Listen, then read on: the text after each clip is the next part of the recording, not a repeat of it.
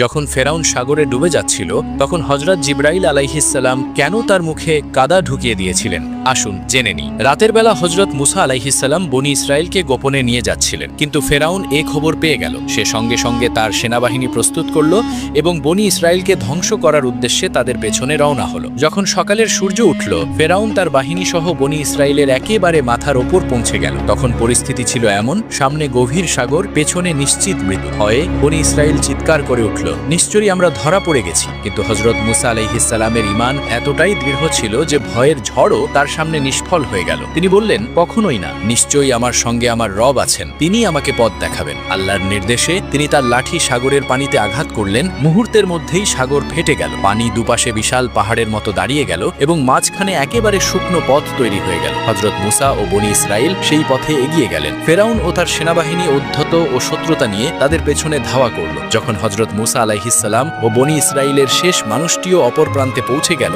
তখন আল্লাহ পানি আবার একত্রিত করে দিলেন এবং সবাইকে ডুবিয়ে দিলেন। ডুবে যাওয়ার মুহূর্তে ফেরাউন বলল, আমি ঈমান আনলাম যে তিনি ছাড়া আর কোনো উপাস্য নেই যার ওপর বনি ইসরাইল ঈমান এনেছে, আর আমি অনুগতদের অন্তর্ভুক্ত।